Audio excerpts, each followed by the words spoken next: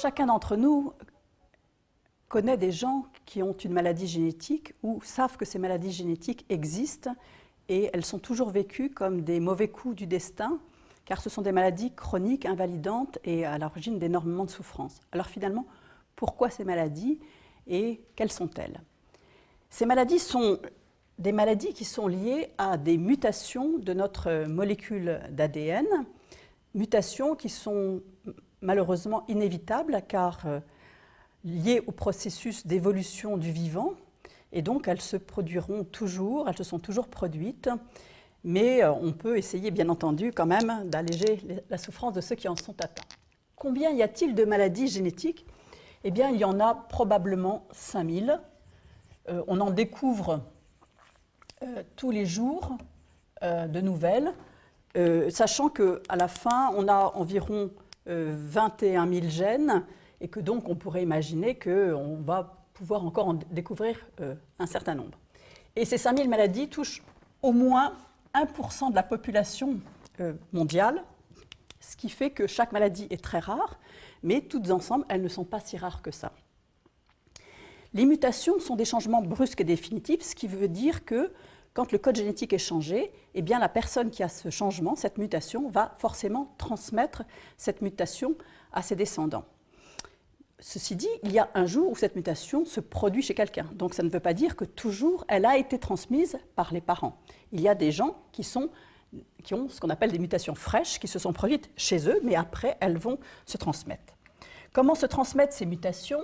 Eh bien en fait, il y a deux grands modèles. Le premier modèle, c'est les mutations dites récessives. Le deuxième modèle étant le modèle des mutations dites dominantes. Le modèle récessif est le plus fréquent. Dans une mutation récessive, qu'est-ce qui se passe? Eh bien, il y a en fait en chacun de nous, pour chaque caractère, deux gènes, un qui vient du père et un qui vient de la mère. Et donc, nous sommes amenés à être le résultat de cette combinaison des gènes transmis par notre mère et par notre père. On va faire un petit tableau de transmission, tout simple, où on va mettre ici l'ovule maternel, et ici on va mettre le spermatozoïde. Et on va prendre un caractère au hasard, qu'on va appeler grand A quand il est normal, et qu'on va mettre en rouge quand il a une mutation anormale. Imaginons qu'une femme ait donc dans un de ses ovules une mutation pour un caractère et que son conjoint a également un gène grand A tout à fait normal et, par malchance, un gène petit a rouge avec la mutation.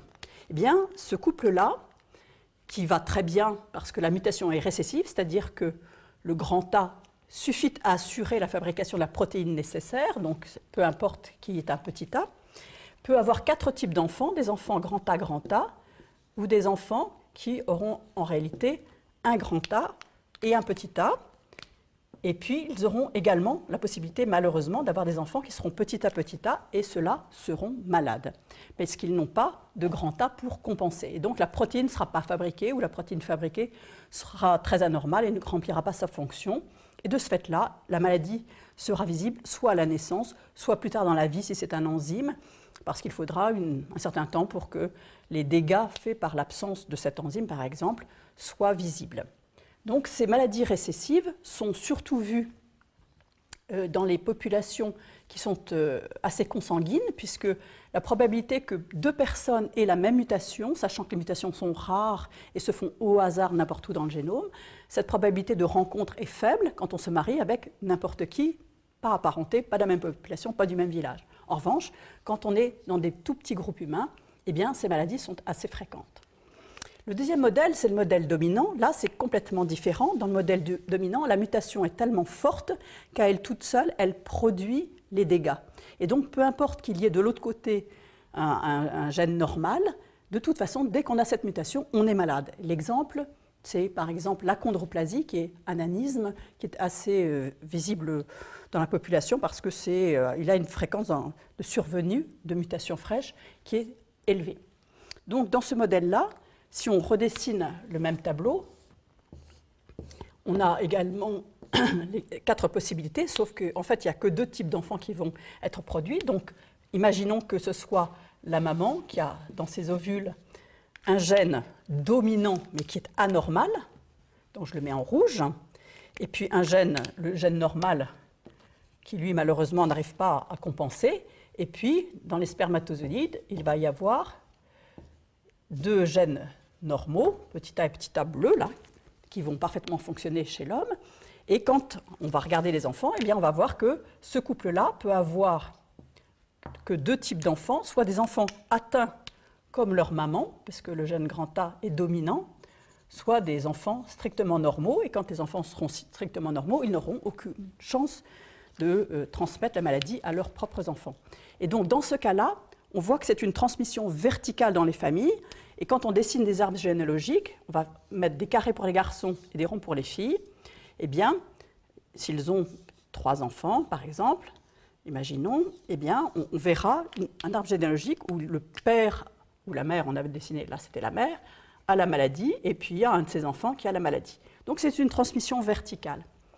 Et là, donc, c'est évident pour tout le monde qu'il s'agit bien de génétique. Tandis que dans ce modèle-là, que j'ai dessiné tout à l'heure, on est dans le modèle récessif, et à ce moment-là, les parents n'ont absolument aucune anomalie, donc c'est un couple qui semble très bien se porter, qui n'a aucune raison de s'inquiéter, et qui pourtant peut avoir plusieurs enfants atteints de la même affection du fait du hasard, et on a donc des histoires familiales avec, par exemple, 2 enfants atteints. Ça, c'est par exemple le modèle de la mucoviscidose.